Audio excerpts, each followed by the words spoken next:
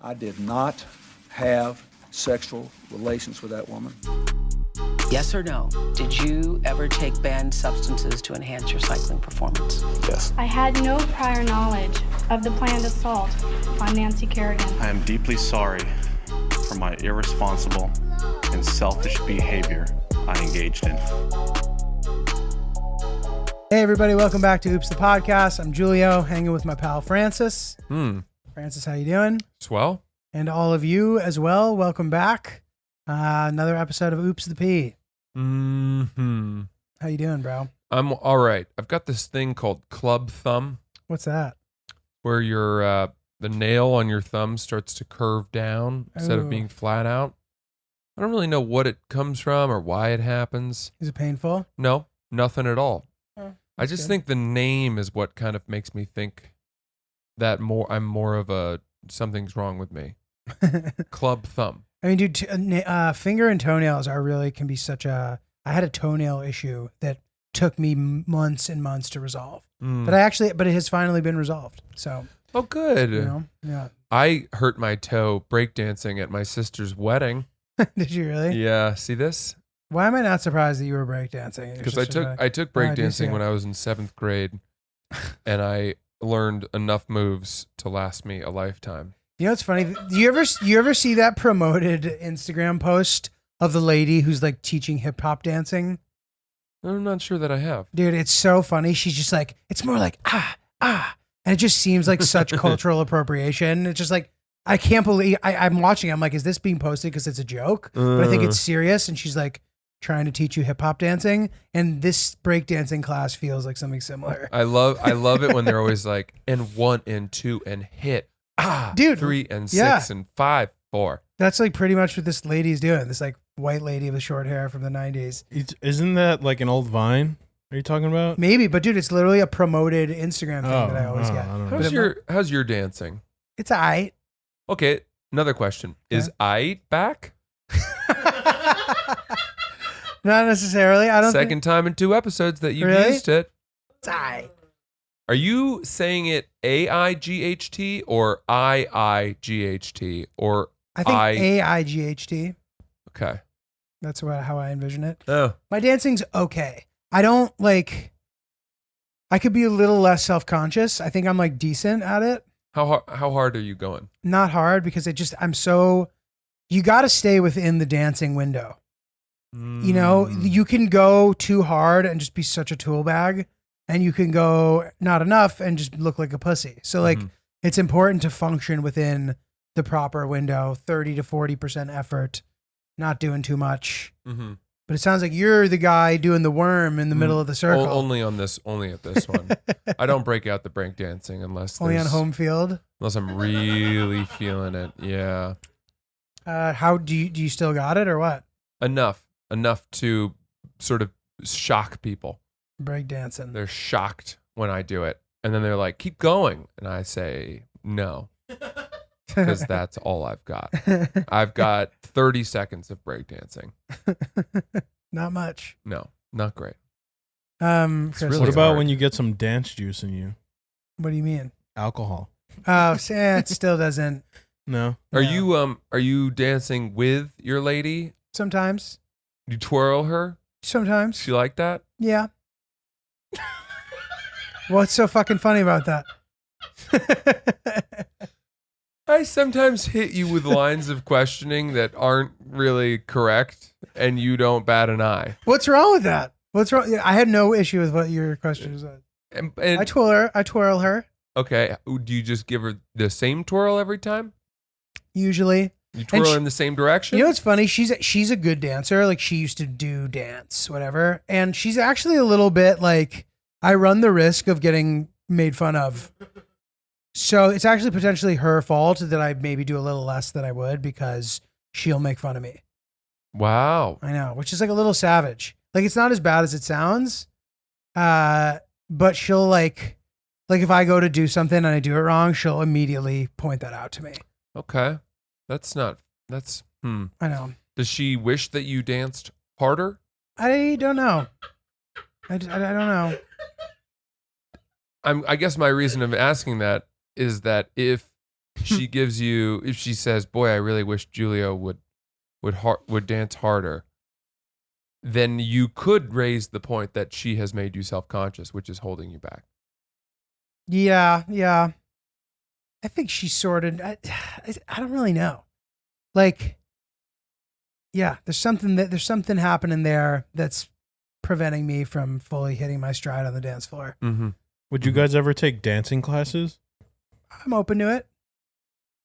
With your partner? Like if it was some specific, tango or fucking. I mean, I guess nobody does. Or salsa. Salsa classes. That'd be fun. I took a salsa class once. Dude, there's nothing more annoying than that guy at the place who's like floating around looking to salsa with people's girlfriends. Well, that's like, the dude, thing. They passed. fuck They outta here, say dude. trade partners now. Trade partner. And I said, "Oh," and then someone came over to take my girlfriend's hand, and it was some guy with a ponytail. Oh, And I said, "I'm not giving you up to Zorro over here. You out of your mind? This guy is some salsa. He invented salsa, and he's taking beginning Get salsa lost, dude. for the sheer purpose of domination." Dude, this is the perfect segue into this email that we have. Oh, If you're good. interested. This is called "He Bought Me Drinks and We Danced All Night, but I'm Taken." Okay. Ooh. So I'm a girl and I love to hear both of your perspectives on the dating scene or just life in general. The topics are always so fun and entertaining. Did she not say that she liked the podcast? She said I listen to your podcast weekly. I omitted it Okay, for the good. sake of Good. I just needed to make sure. keeping you in check.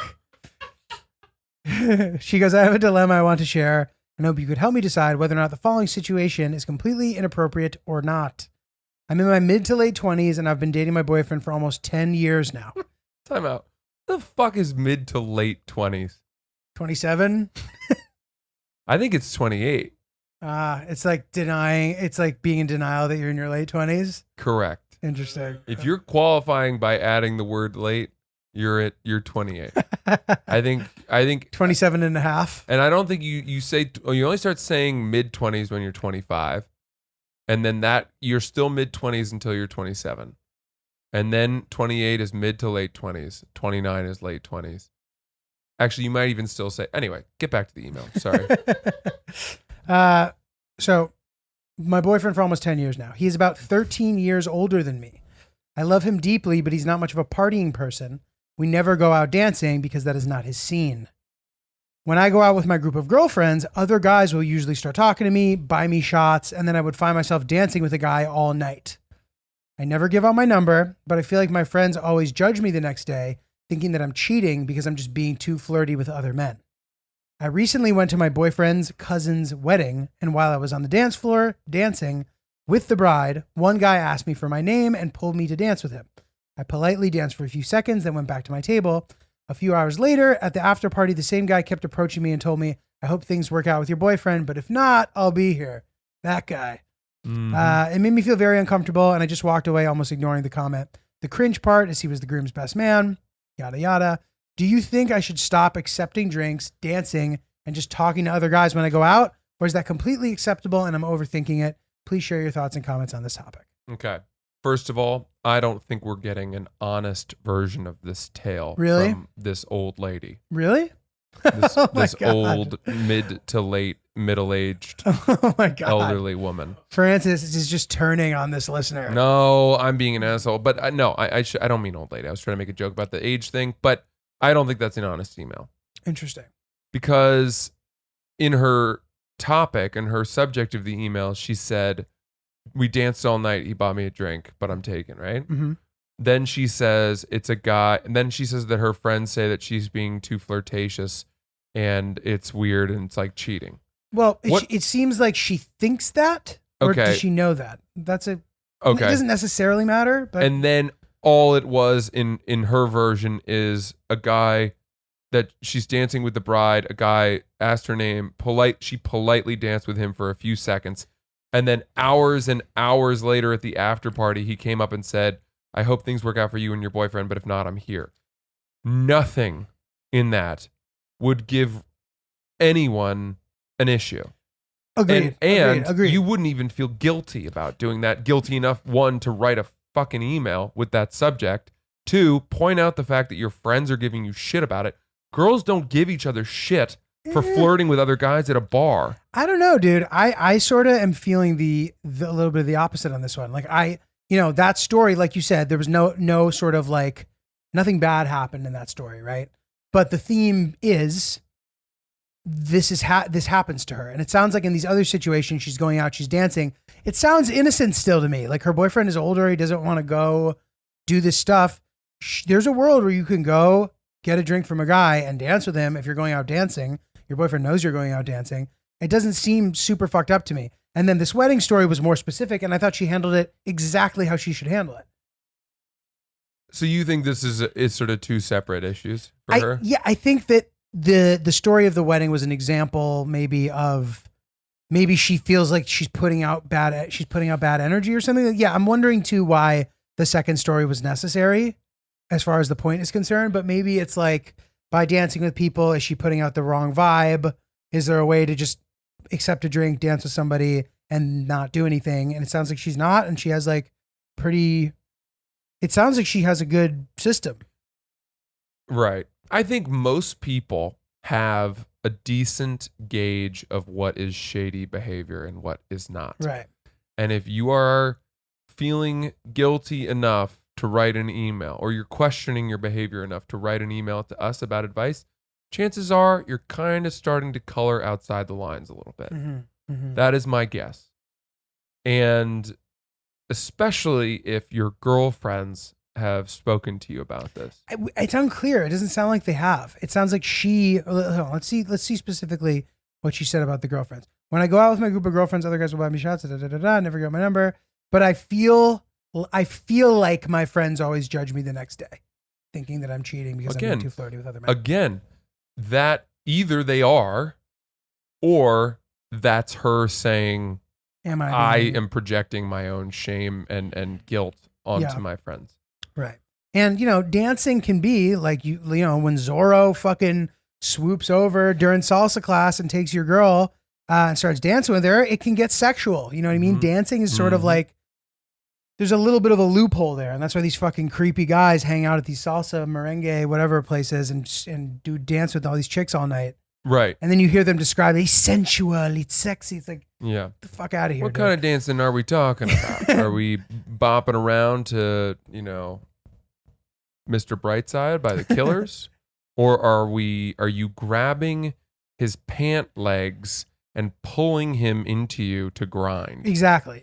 So that's all, in dancing, it kind of gets blurred, and you typically get the benefit of the doubt on that one. Yeah. It's sounding to me like, she wants to have fun. She wants to dance. Her boyfriend's over it. He doesn't want to go out. She loves her boyfriend, but she wants to like fucking dance, dude. Like it sound like it doesn't seem unfair that she should be able to do that to me. Yeah, but look, there's a part of me that I agree with what you're saying. She might be, and maybe I came in hot. I'm glad you provided the counter point of view, but it sounds to me like a little bit like she wants her cake and eating it too. Mm-hmm. She wants that sweet, the thrill, elderly, white-haired, arthritic, financially stable man probably to, settle down with and have an iced tea on a rocking chair, while also being allowed to run riot around town and dance with Zorros left and right.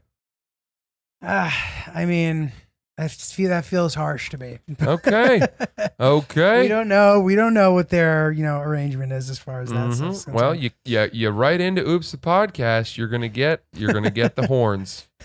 So, I mean, yeah. Listen, it's like you said. She emailed for a reason. If you're feeling bad, you're feeling bad for a reason, maybe. And even if maybe she just has an extra active conscience. Maybe she's just really looking forward to these nights where she gets to go out and feel the touch of a new man, quote, innocently. Mm-hmm. She's been in that relationship a long time too. So right.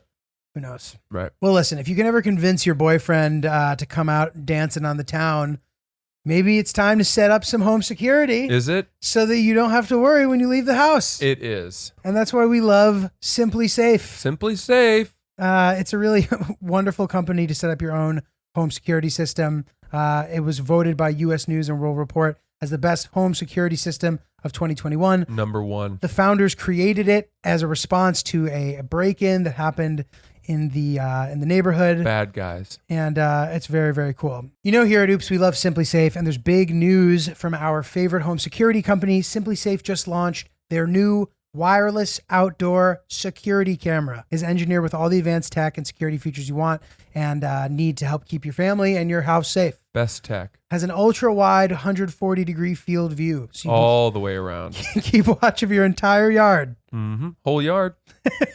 Has 1080p HD resolution with an 8x zoom. So clear it'll burn a hole in your eyeballs. That means you can zoom in so clearly that you can see your neighbors naked next door through the window. Ooh. I added that. Nice. It has an easy to it has an easy to remove rechargeable battery, so it doesn't need an outlet. And the camera has it all, and it integrates into your Simply Safe home security system, extending its protection to the outside.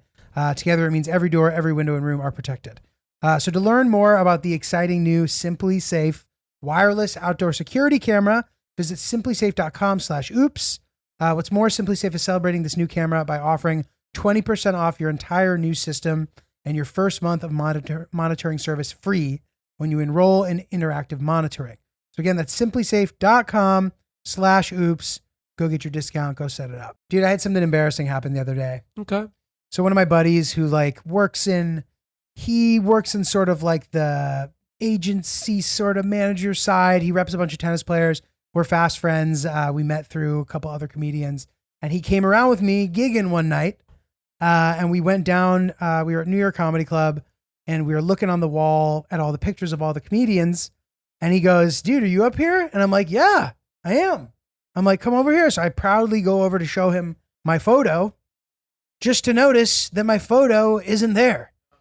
And this is why it's a temporary thing, but there's a little basketball hoop in the club, and my photo is right above the basketball hoop. Effectively the backboard to the fucking basketball hoop. So apparently there was a basketball accident and it knocked my picture off the wall. They got to put it back up. No. But dude, it looked like I was fucking full of shit. It looked like I was full of shit. I was like, yeah, I'm right over here. And I'm like, oh, I'm usually right. The only spot where the picture happens to not be there is conveniently the one where I normally am. Yeah. And there are a lot of pictures. There's Not to take anything away from your accomplishment. But There's like 100 pictures on the wall, at least. Yeah. And I'm up there. I got my one pic. And, I'm proud of that pic. I'm pretty sure that's the only photo of me on the wall of a comedy club. Yeah, I don't have any. And I'm proud of it, And Totally, you should be. It was funny that it just seemed like I was full of shit. I was like, God damn it. Did you have one of the managers tell your buddy, hey, the whole story? No. You should have had someone corroborate your claim. I should have. And I think I sort of mentioned a couple things, but I was there the next day too. And I told Joe, the manager, the story, and he laughed. He's like, dude, don't worry. I'll fix it by the end of the night. I went the next day. It still wasn't fixed, but I'm sure they had better things to do. Hopefully it'll be back up soon. Mm-hmm. But just so you know, if you go in New York Comedy Club and you look to the left above the basketball hoop where there was once a photo, it was my photo. Worst real estate in the joint. Oh. What are you going to do? It's fucking tough out there, dude. I'm trying to think if I have something interesting to tell you. I have a question. Please. So a couple funny things. First of all, I love our community here at Oops the Podcast because I sat here shitting on saxophones for 5 minutes. I have gotten 0 hate messages. I've only gotten links to educate me. Mm-hmm. I've gotten polite links being like, take a peek at this before you completely write off the sax. Yeah. And I have gotten a lot of cool stuff for sure. I thought about forming a burner account and sending you some hate mail. Dude, that's hilarious. Sax is cool. I mean, dude, live music is a great thing. You know what I mean? Have you watched that Woodstock 99 documentary? No, I actually watched the other one that came out. About what? So there was one that one came out and everyone loved it. But at the same time, there was one that came out about the Concert in the Park series that ran at the same weekend. Oh, really? And it was much more geared towards the Black community. And it was a lot of incredible sort of soul acts from, I think, the 70s, right? Or 60s? I'm not it was sure. the same weekend as the Woodstock one. Well, the Woodstock one was in 1999, though. That's when the concert was? It's the Woodstock 99 documentary. Oh, then Not from the original. Then never mind. Okay. Okay, then I'm totally wrong about this. No. The watched- Woodstock. Sorry. The one in the Central Park, which was really cool. I have to check that out. That's Yeah, cool. it's like the Bee Gees and a bunch of incredible sort of soul and I guess pop groups from back then. Very cool. Yeah, And disco shit. and you had like tens of thousands of people coming out, free concert, just enjoying sick. music for free in the park. That's fun, dude. Yeah, This Woodstock 99 documentary is cool because it kind of talks about how, because there's that amazing Woodstock 69 documentary that sort of like it glorified what it was and all this stuff. And of course it was this great thing, but it kind of shows how trying to take that and replicating it in 1999 just didn't work with the kind of shit that was going on. And it just kind of showed all the sort of bands that were performing there that have since kind of become a joke, like Limp Bizkit. yeah. I was gonna say Limp Bizkit, Kid Rock. Kid Rock. Dude, yeah. there's one moment where Kid Rock goes, like they're kind of talking about how it's kind of this like angsty, angry, young white guy vibe there. And it just like cuts to this thing of Kid Rock going, I don't know shit about politics, but Monica Lewinsky's a fucking hoe and Bill Clinton's a fucking pimp. And everyone's like, ah, dude, it's just like it's crazy to see dude, this like 500,000 person mosh pit just losing their mind to like Yeah. Limp Bizkit and shit. It's a really interesting, crazy watch that I really like enjoyed and thought of. Limp Bizkit did a reunion tour, right? They recently came Maybe, back together and yeah. performed. I know that because everyone was commenting on how Fred Durst looks now. Oh, he was trying to like look like a dad. I don't even know what. Yeah, I If you look think at his that's right. Instagram, he has like a dad vibe going on. Is he a dad? Yeah, I believe so. Well, there you go. But dude, that would be a fun Halloween costume, Fred Durst. They're touring right now. Yeah. Yeah. Man, I was a Limp Bizkit guy. Dude, I was too. I loved Limp Bizkit. I loved all that I shit. had chocolate starfish and the hot dog flavored water. That was their second big album. Their first one, I can't remember. The first one I believe was self-titled. And then the second one was called, what was it called again? Chocolate starfish and the hot dog flavored flavored water. Well, dude, the one thing that they show when they're performing break stuff. Remember that song? Yeah. Just one of those days. Yeah. You don't want to wake up. Everything is, everybody sucks. Dude, Hillary was making me crack up because when Hillary really pays attention to something, she always has commentary, which can be annoying, but it's sad, like in general, but not for me because I'm so satisfied at the fact that she's paying attention that I love it. And she's always hilarious. She says the funniest shit. She goes like, she had never really heard Limp Bizkit. So he's doing that thing that you're saying right now. He kind of started the song and he starts going, everything is fucked. Everybody sucks. You know, that like stupid voice. And she, spot on, yeah. and she just shakes her head and goes, what the fuck is that? dude, I could see her saying it that Dude, way. yeah. That's a good Hillary. That's a good Hillary, right? Then Yeah. another thing that where she responded similarly. Like, there's this part where these guys just like push over this metal tower for no reason, and I then they remember all that. turn towards the camera and start going, ah! And she goes, "What is that?" She goes, "Literally, what is that? What are they doing? Like, what is?" It's just so fucking funny. But anyway, dude, and that part they really build up. Like Fred Durst is like, when you've had the worst fucking day, you hate me, you hate you, da da da da da. And then he goes, I crack a chainsaw. That Yeah. part, Slap your I ass skin your ass raw. And he goes, raw. if my day keeps going this way, break your fucking face. And Yeah. Hillary grabbed my arm and just braced herself because it was so like just seeing the mosh then pit it's like, explode. give me something to burn. Dude, yeah, and she was like scared. It was crazy. It was a crazy thing. It's a crazy thing to watch That's with what your we used to girlfriend. listen to. We I know. would alternate between that and DMX. Which also he performed at that as well. So, dude, Yeah. that's the thing. At the time, we were young enough that anything that was popular, we like. So it's interesting because I literally had the Backstreet Boys album that I was listening to actively while listening to Korn and Limp Bizkit and DMX and all this stuff. And these are all the people who performed at this concert. And just a bunch of crazy shit went down. And it was funny to watch with Hillary. Well, it is pretty wild how there was such a market for the most angry, insane lyrics. And you don't really hear that as much anymore. Maybe not in like the mainstream, right? Like the Billboard, like that kind of music is there. That like Yeah, angry but metal. now, I mean, WAP is what is eliciting the backlash to the content. Right. Like my wet ass pussy. And it's, people are saying, how could you talk like this? Well, back in our day, it was Eminem talking about dicing up his wife in a bathtub and then throwing her in a lake and shit. Dude, Remember that? Yeah, no, of course. And it just makes me think about how little music, let alone how many artists how much of it didn't survive till now. Like that era did not age well. Even people who sort of like were big before that, made music during that and continued their career. That like 1998, 1999 is typically like the weakest part of those artists' catalog.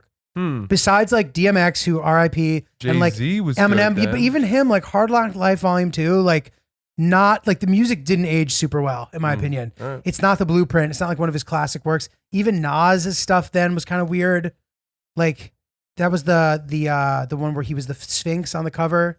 It was called I Am, I believe, the album. Not like, I don't know. It just wasn't as sophisticated of a time. And think about like the Nellys, the Ja Rules, like these kind of people didn't really make it into this next step of music. Nelly sold 30 million copies He of was the fucking man. Country Grammar. That was, I mean, it was great. Triple diamond. Yeah.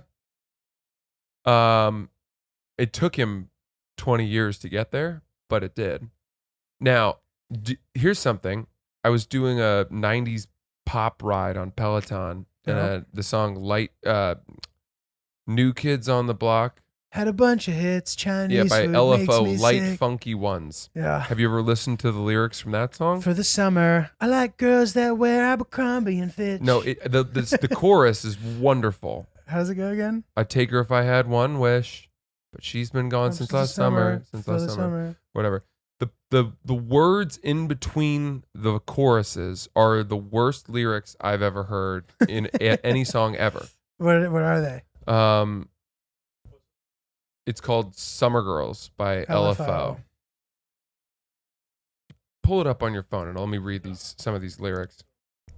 Because it didn't occur to me until I was struggling through this Peloton ride. It's not a good song. Well, when all of a sudden you're actually hearing the lyrics and okay, there are so many it feels like lyrics that are just thrown in just to make it rhyme but have nothing to do with each other. Hip hop marmalade, spick and span. Met you one summer and it all began. You're the best girl that I ever did see. The great Larry Bird, Jersey 33. When you take a sip, you buzz like a hornet. Billy Shakespeare wrote a whole bunch of sonnets. Those two things. That's a bad one. That's a bad lyric. When you take a sip, you buzz like a hornet. And then he ends up saying, "Bill." Sonnet. He says sonnet. He says it like that in the song, and it made me cringe. Bad. That's a bad line. Call Before it was all right. It was fine. Yeah, call me Willie Whistle because I can't speak, baby. Something in your eyes really drove me crazy. Not a good one there. Stayed all summer, then went back home. Macaulay Culkin was in Home Alone. Those are just facts. Yes, he was. Those are just like it's like he's reading an IMDb page. Yes, he was. Fell deep in love, but now he ain't speaking. Michael J. Fox was Alex P. Keaton. When I met you, I said, my name is Rich. You look like a girl from Abercrombie and Fitch. Why? What is the story behind, the casting? Alex P. Keaton was the main character in the comedy show Family Ties, who was played by Michael J. Fox. That's just a fact. Yeah. That's just a casting fact. Why does he say this Macaulay Culkin thing? Yeah, dude, it doesn't really make much sense. Anyway. That's terrible. Yeah, there's some bad music around that time, dude. And even it's funny, like sometimes a song will come on, and there's nostalgia towards that era, but that shouldn't be confused with the quality of it. Like there's all that like playlist that everybody loves, that sort of like early 2000s rap R&B playlist is a great playlist for a party. The Ashanti, Ja Rule, like there's some great songs there, don't get me wrong.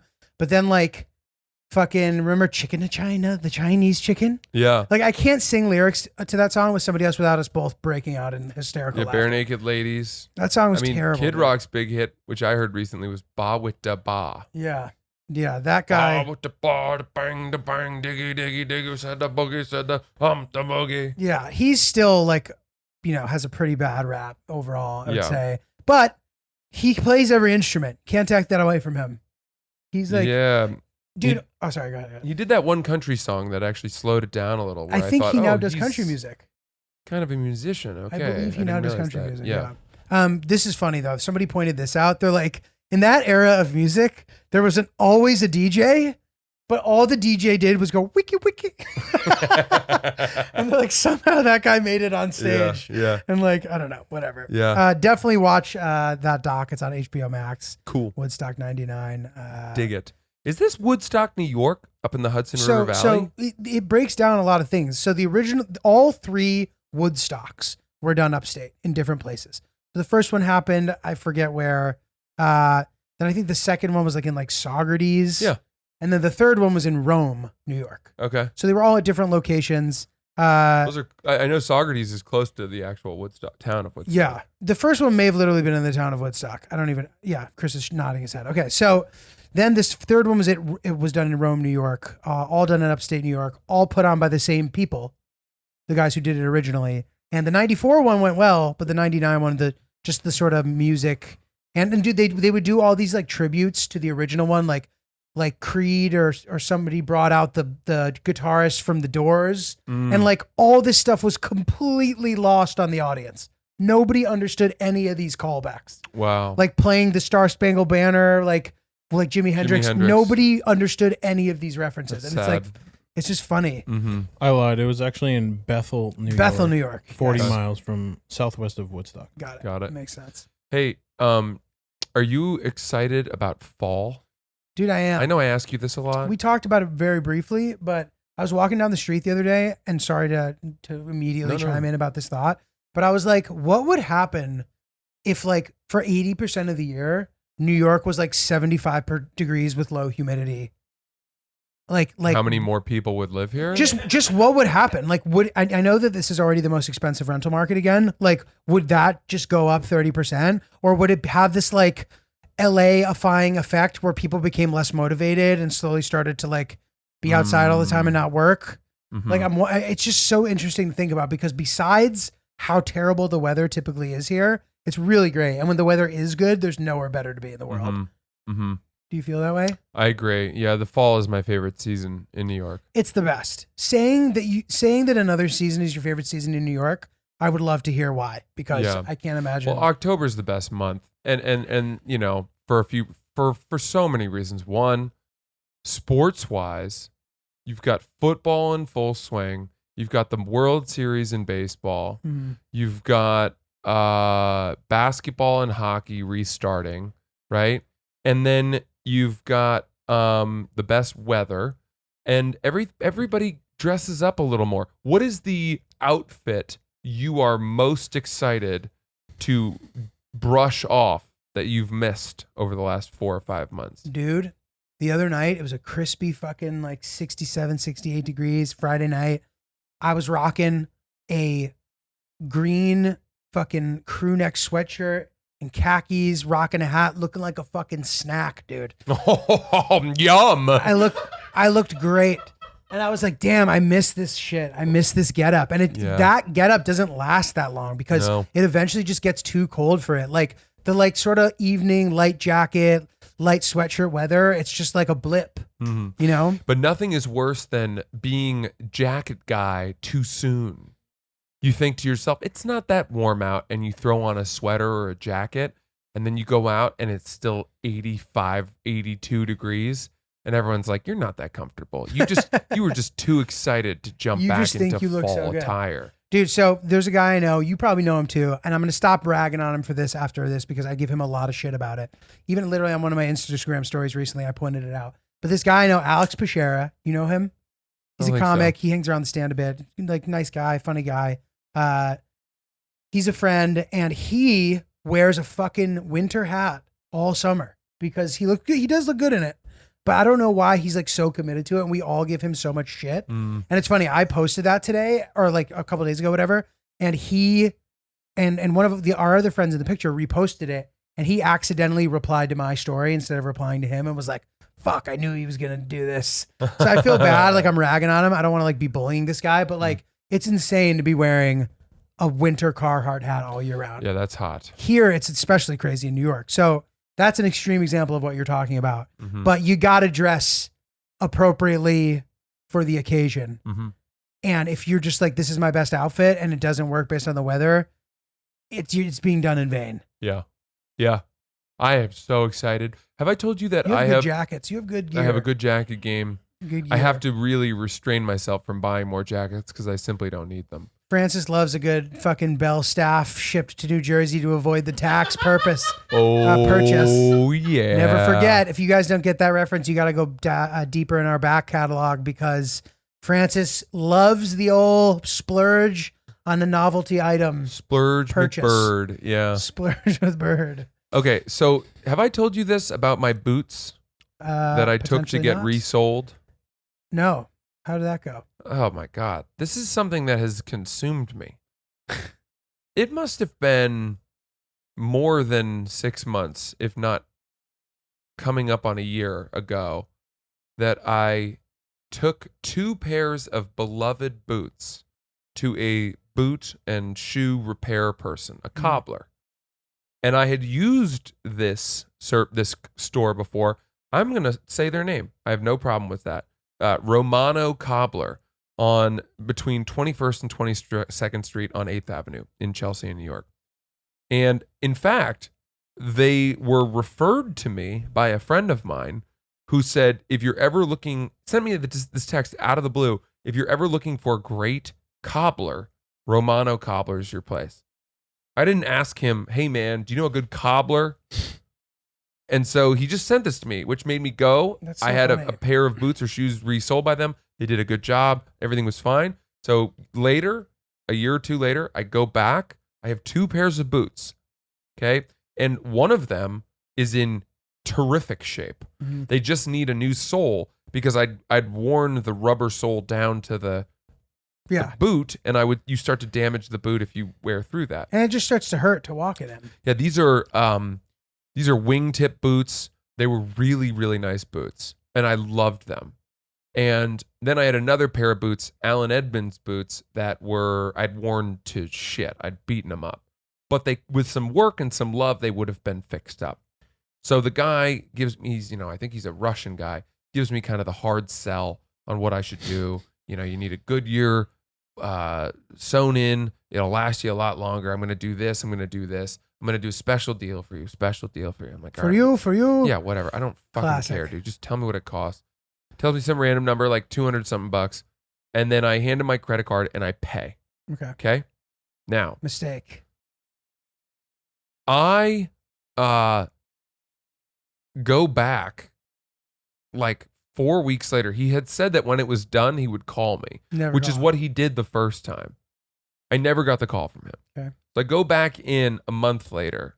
I open the door, and actually, that's not what happened. The first time I went back, it was the middle of the day during opening hours, and the gate was closed.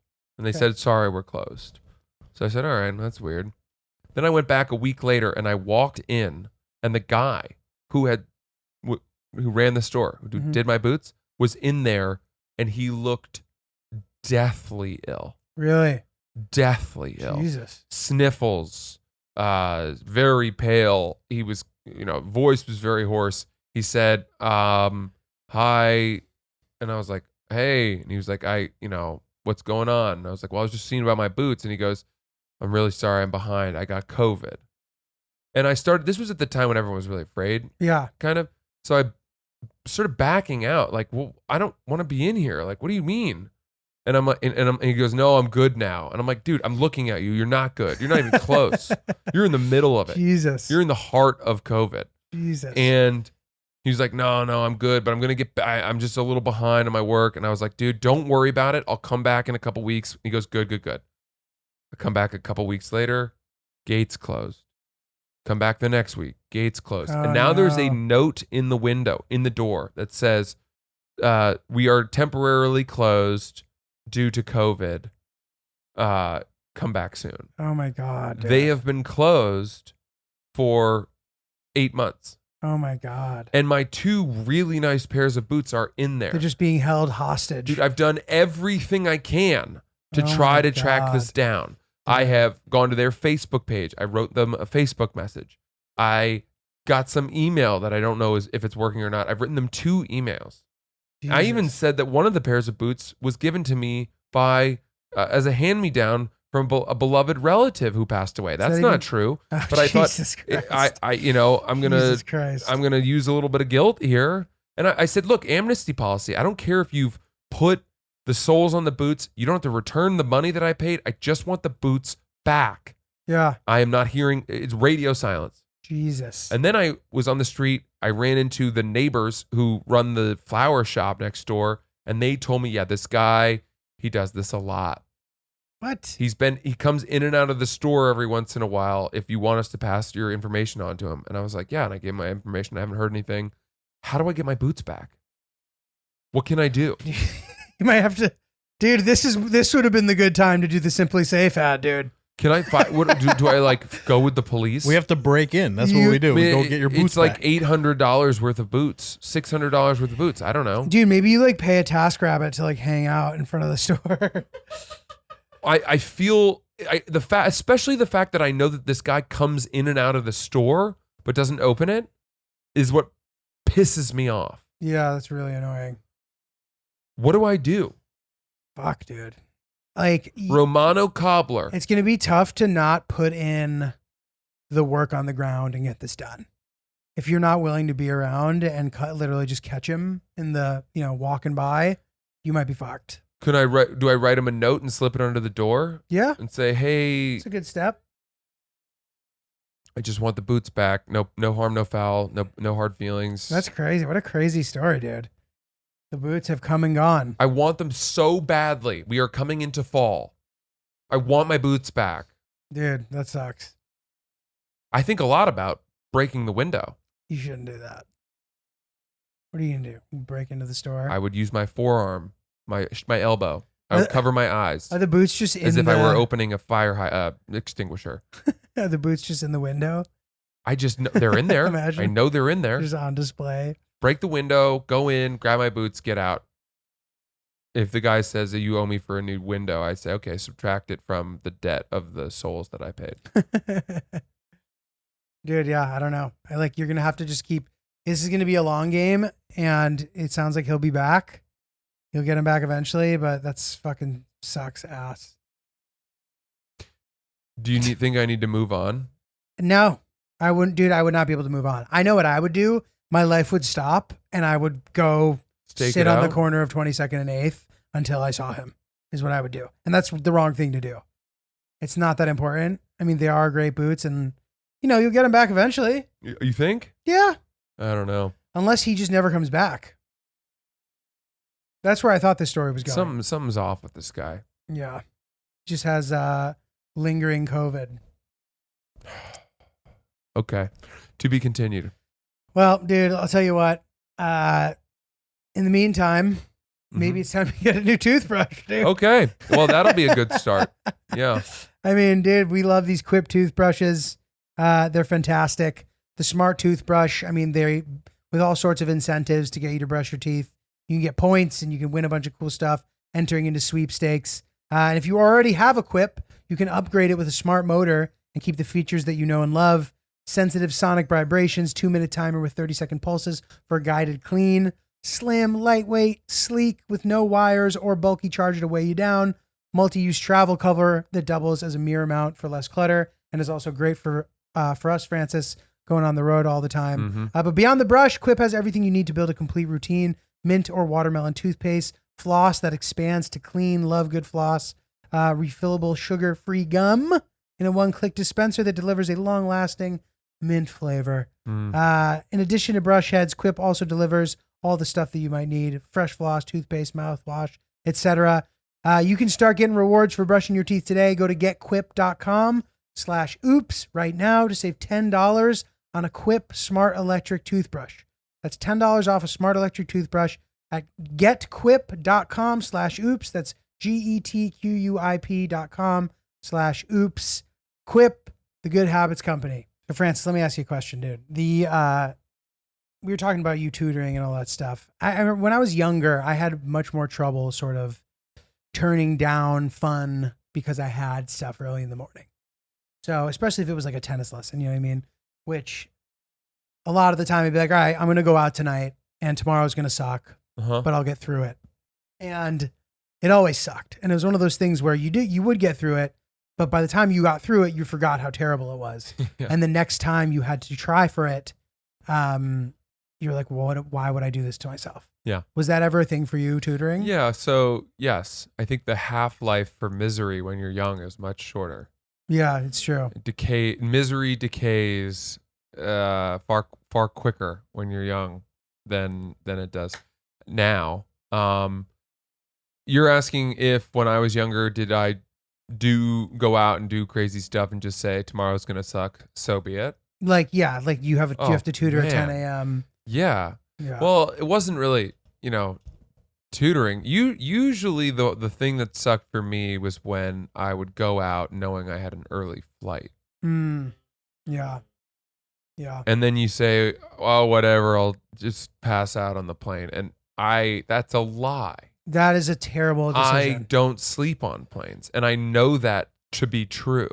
But I wouldn't admit that to myself because I wanted to have drinks and go out and be social. Yeah, it's funny how the sort of the part of your life that you're not looking forward to when you're younger, you just sort of like completely write it off as a wash. And as you get older, you realize that that's wrong. Yeah. For example, what you're talking about, it's like squeezing every ounce out of whatever, your trip or whatever, and then being like, tomorrow's going to suck, but it's okay. Yeah. It's not okay. You learn that. Yeah. The other thing that I would do is, when you're young, sex is so scarce that you're willing to, Red Riding Hood over the bridge and through the woods to this random girl's place I go house. on a Monday night. Yeah. I remember going up to Columbia University's campus when I was living in Tribeca on a weeknight for a girl that I didn't really even know. And I got up there, and you gotta watch a movie and have a few glasses of wine. And then finally, what we both know is the entire purpose of this conjugal visit happens. 3 a.m. And then, you leave. And you don't, I remember riding the subway home on a weeknight at 4 a.m. And, day laborers were asleep on their way to work. And I remember thinking, this is not right. But I also laughed about it because I was young and that's what I did. I said, I'm young, I'm going to remember this. Right. And a fun night like that can give you a little bit of pep in your step to get through the day sometimes, particularly when it comes to that kind of stuff. Yeah. As opposed to like just a night out partying where like nothing exciting happened. But there were nights too where you would go out super, super late, not sleep, and then you'd go out the next night. I know. And it's when you would string those nights together that I can't believe I even used to do that. I'd lose my voice. I would look sallow and bad. sunken. Your eye sockets turn blue. Yeah. It's not good. Your eyes are not bloodshot. Everything, you wear the scars of your bad decision making on your face. Of your battles. Yeah. Because dude, especially like my tennis teaching stuff, initially, like when you get into the tennis teaching game at this place that I was at, you sort of get the shittier hours until you don't, you know what I mean? So it's like, you stay there long enough, you get to kind of make your schedule. But at first you kind of have to take whatever you can get. So inevitably I'm teaching on Saturday and Sunday, and my Saturday morning class was like usually little kids for like a few hours. So like it would be groups of kids. And, I get there and there's these like 7-year-old boys and like, I'm like, all right, guys, line up. And I'm just like so hungover, dying. And like the kid's first response to that is like start making fart noises and like pretending their racket is a machine gun and shooting me. And I'm just like, this sucks. Like just making it so much harder. You're like, they're not even listening. Like it's so, and because the thing that sucks about that too is a lot of the time, like really funny, cute stuff happens when you teach these little kids. You know what I mean? And like, if you just don't have energy, you can't even appreciate it because it really takes energy. Yeah. One thing that I've gotten so much better at is being realistic about my time. And I think to your point, right? So one of the issues I used to have is that I would tutor on Sundays in the afternoon or whatever. I would schedule tutoring sessions because a lot of kids, you know, that was a good time for them, Sunday afternoons. And I would always get invited to a sports bar, sidebar, to watch football 15th and on right Sundays. Yeah, right near the stand. Yep. And my friends would blow up at sidebar on Sundays. I mean, it was like fireball shot after fireball shot, chugging Bud Lights. You're soaked. And my always thought was like, well, I'll go to the 1 p.m. game and then I'll leave in the fourth quarter. And I won't have many. If I have just one or two beers, I'll still be able to tutor. And by 3 o'clock, I'm texting the parents like, listen, guys, I'm so sorry. I'm not feeling well. I don't. Is there any chance we can reschedule? And it's because, you know, I'm 14 Coronas deep, and I'm singing songs and watching, you know, bet on the football game, and so you get to a point that happens enough times where the parents are pissed that you postponed. You've hurt your professional credibility, that you suddenly become a little more self-aware, and you say, dude, no more wishful thinking planning. Yeah. I am not scheduling work on a day when I have a tendency to have fun and to put fun ahead of work. Yeah. It's crazy to just like not accept that. It's important to be like, okay, this is what's going to happen. When you're young, you're unaware of your limitations. And it's to your point. You're like, well, I can suck it up because you have sucked it up. Right. And there were a couple times where I would go to the tutoring sessions drunk. Against all odds, getting through it. I'm like, I can feel do invincible. Yeah, I can do 7th grade math shit-faced, no problem. Yeah. This is a breeze, you know. Remembering order of operations, yeah, I got it. So, I don't know, man. It's that someone once used this term to describe it. This is a slightly different phenomenon, but the idea that, I would say, well, I have a 4 o'clock tutoring session on the Upper East Side. I'm in Brooklyn, and I only need to leave 25 minutes to get there via subway. And the reason that I would do that is because once I had run from my apartment to the subway. The train was in the station as I frantically swiped my Metro card, sprinted down the stairs, and hopped on just as the doors were closing. Express train skips a stop, no halting on the train, and you pull in, and then you get there right as the clock struck 4. Yeah. And you say, oh, that's how long it takes me to get there. Right. No, that is the best you've ever Best done. case scenario, and they said, you're a chron optimist. Chronological, someone who bases the amount of time they need to get on the somewhere best case scenario. on the best case scenario. That's funny. That's very relatable right now, actually. For a couple, so like when I would teach tennis, like you can't be late to a tennis lesson. Right. Because the court time is the court time. So the lesson's from 1 to 2. You get there at 1:10, it's a terrible look. You get there at 1:03, it's a terrible look. Mm-hmm. You have to be like, I need to get here on time no matter what. So you learn to give yourself an extra half an hour. Yeah. Which has actually turned me into a very punctual person. Like I'm usually exactly on time. Yeah, you're pretty good. You're never late for the podcast. Very, very rarely Neither late. of you, which is awesome. Gee, I was away for the weekend where I had to go buy coffee. Oh wow. Did you forget to bring your Brooklyn Roasters with you? Brooklyn Roasting Company? I feel like carrying coffee with me to travel is a little bit neurotic. Yeah, I would agree. That's a little too OCD. That's much of a statement. That's too prissy. I agree. But as soon as I got home and woke up this morning and had that delicious Brooklyn roasting coffee hit my lips. That was the moment, even more than climbing into my bed last night, where I said, I'm home. Yeah. Dude, absolutely. I said, I'm home.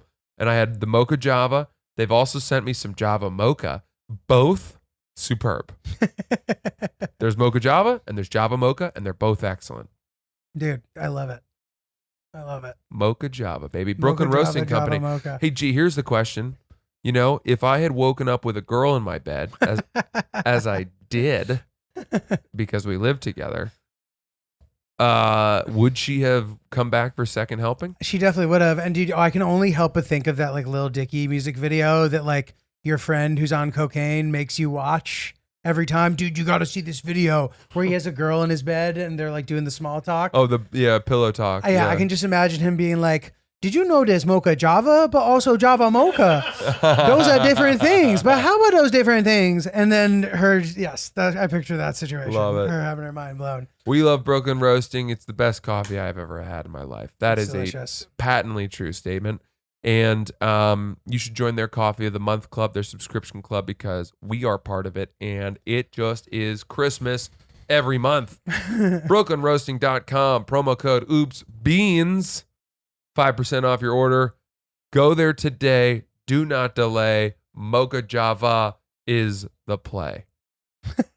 Nice. But my dad and one of my best friends just did this weekend. Like our buddy's kid's birthday party, and he was coming back to the city for the party. And he calls me in the middle of the party telling me about how bad traffic is. And I'm like, dude, you've made this trip 1,000 times. Mm-hmm. You know that there's traffic on Sunday. Like, I'm not going to sit here and tell you it's all good. Like, you knew that there was, like, it's Sunday and it's the US Open and it's the like, and if you didn't think of that, you should have, dude. Like, right. I'm not going to be like, wow, I can't believe how bad traffic is. My reaction is, you should have planned better. Right. Because my dad does this too, dude. And my dad, the stakes are lower, but my dad, every single time he's driving to the city, and he teaches at Columbia now. So he's here every week. But anytime he's coming to see me, he calls me telling me about traffic as if it's like force majeure and some like unexpected thing happened. I'm like, dude, you've been driving into the city your entire life. Yeah. Even when you lived in the Bronx, like, you know that there's traffic. Why are you calling me acting like it's crazy that there's traffic? You know that there's going to be traffic. Yeah. Does it make you mad though? Or do you expect it?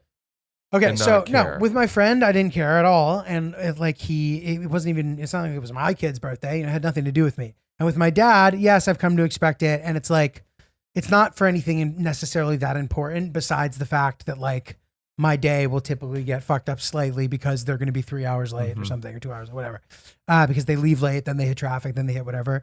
But he ballparks the time usually. So I'm not mad, but I have come to expect it for sure. Does it ever stress you out to think about how, given that you know, if you assume that you're going to live to whatever, 80, 90, that you are going to be frantically late for things at least 50 more times? Why? Just because that's how life goes. Is it? I don't know. Something's going to, traffic's going to happen on your way to a wedding or. Wait, but what do you mean? Oh, I see what you're saying. I'm saying in the, given how much time we have left to live, you know that you're going to put you are not only going to have 50 more horrific, oh shit, we're so late, this is such a bad look, how are we ever going to apologize for this? They're going to be so mad, they're waiting for us. Moments. You're also going to have maybe 10 more horrific toe stubs or broken nose, walk into a door. So, dude, I think bad pain moments. I think about this all the time, but with fights with my friends. I know I'm going to have at least that's a good one. A couple dozen like really uncomfortable fights with my friends. We adore each other. Yeah. We may have a brutal fight. And I hope that we don't. And that gives me a lot of anxiety. I think about that occasionally. I'm like, I'm going to maybe get into a really bad fight with a friend and it's going to be so uncomfortable. And I hate it. It sucks. And then when it happens, I'm like, see, Yeah. I swear. Like, dude, it's that gives me anxiety. But no, never about being late, never about stubbing my toe, but definitely I about think fighting. the friend one's an interesting one because yes, you don't I guess the only way to settle your thoughts about that is to know that if the friendship is strong enough, hopefully you'll be able to work through it together. Yes.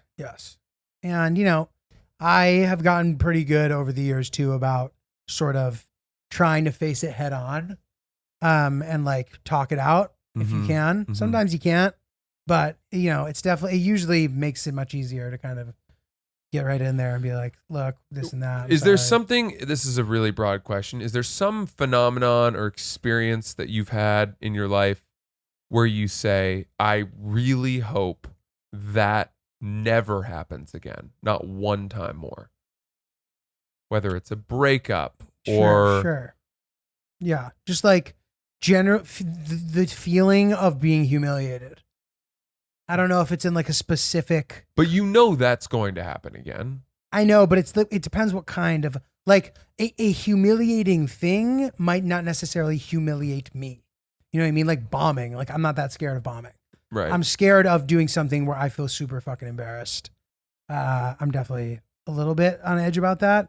But specifically, there's not really a thing that I can pinpoint. Man, it's funny that you say that because I was thinking the other day about how comedy has, if nothing else, it just has taken the sting out of embarrassment for me.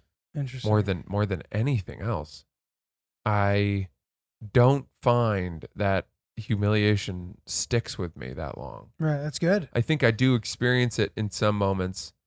That's important. But it really bounces off. Other things fester. Mm-hmm. Other, personal attacks, especially from people whose opinions or approval I seek.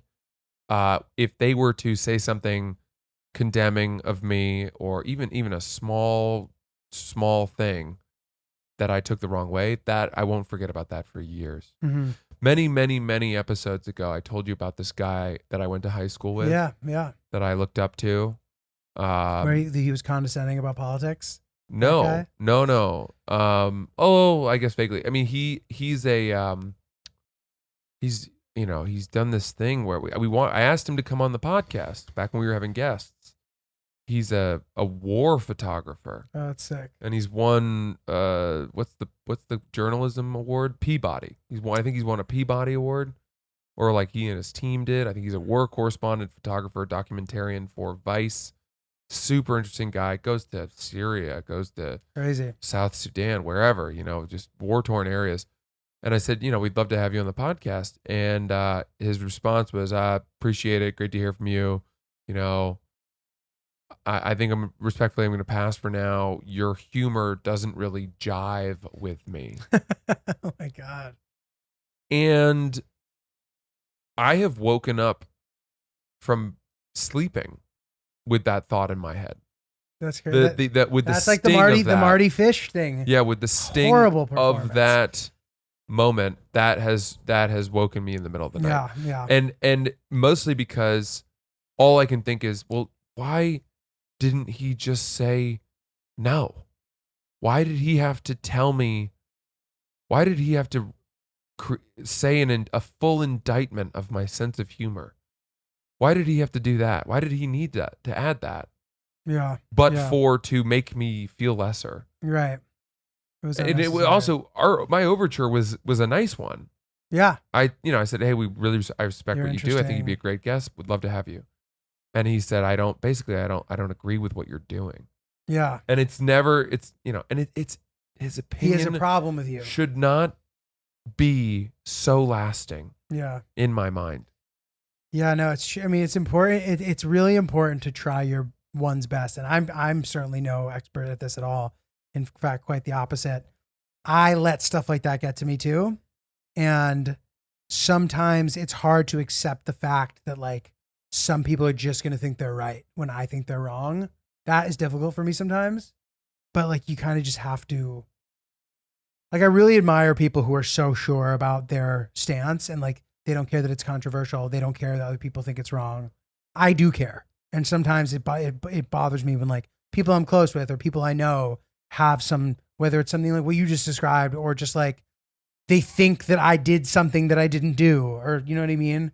They don't understand a situation properly. Like that really can bother me as well. And I think maybe we both got to try to get better at it. I don't know. Well, one thing that's really helped me is trying to trace or diagnose why people said or took the stance that they did.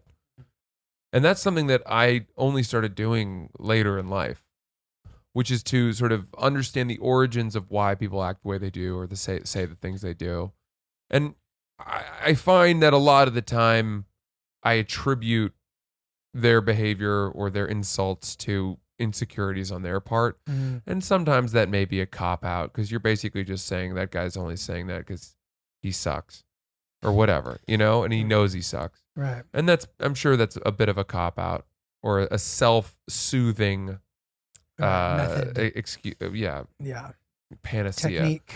But there are, you know, when you can understand that a lot of the time that people are being mean to you because something's wrong with them. I know. That they dealt with something, or this especially helps me with trolls on the internet, and I don't really get trolled that much anymore. But I mean, I've told you this thousands of times. I recently had one where some guy said, you know, you suck ever since you left Barstool, or you haven't been funny. Must be shitty to know that was the height of your best days are behind you. And I just wrote back, you know, like, hey man, all good. Appreciate you following me anyway. Just a nothing response.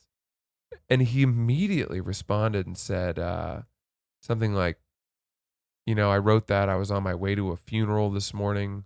I was really not in a good headspace. I actually like what you do. Appreciate you responding. Like, I won't say stuff like this again. And weirdly, I don't even believe him that he was on his way to a funeral. Because I feel funny. Like that's kind of that's like the family emergency excuse. You're pretty good at this sort of scenario. You have to take a more circumspect perspective. You have to take a more bird's eye view as you get older. If you continue to only look at people from eye level, you will never rise above anything. If you stay in the weeds, all you're going to see is the shit and the anger that's directly in front of your face. And if you're able to sort of look down on it and realize how, one, insignificant it is, two, that the people saying this to you, a lot of the time, there's nothing going on there. Yeah. This is not Dave Chappelle speaking to you. Right. This is some username. Yeah. What does it matter? They're not pulling the levers of your career. They're not able to write a letter to a movie studio and help you get a job. They're not signing a check for you. It's nothing. Yeah. They have no power. They only have power if you let them live in your brain. That's it. That's true. And if you just say no vacancy, I'm moving on with my day, whatever. It's so much harder. It took me years to get to this point. And to be honest, it doesn't even sound like you're at that point. Like you're still responding to the message. But that one guy was somebody I respected a lot. Oh, really? Yeah, that guy who said that thing about not jiving with the humor. Oh, no, I was talking about the DM. But of course, the driving thing's different. No, but the DM... But you replied to it, though. I did, to hold up a mirror to him. I know that that's your thing, but I'm saying like, and this is this is a way of like creating closure in these moments where like you get the desired outcome, which is being like, I know that this is about you and I'm going to prove it to you. And then you do. And that must be very satisfying. But that's not just a complete sort of like, I'm not going to acknowledge this. Once he says the thing, his true intention, and admits that he didn't mean it. Yeah. It dissipates any anger that I have. Right. Yes. How can you still be mad at somebody who has admitted their fault? It's a great way to deal with it. Totally. That's not accepting like you're not being forgiving. Totally. And And then it just affirms my original belief. Totally. Which is that something's wrong with this guy. This is just an angry dog barking at me on the street. Like, what the hell do I care? Right. Totally, dude. Anyway, I hope some of that resonates with people. And we appreciate you guys listening very much. Please send any thoughts or advice or questions to oopsthepodcast@gmail.com. Follow our Instagram account. Post lots of great clips there, all edited by our incredible, talented editor, Chris, and our lovely, fresh-faced, nubile intern, Ryan. That's Julio at Not Julio with a J. I'm Francis CC Ellis on Instagram. We love you guys. Thank you so much. We'll see you next week.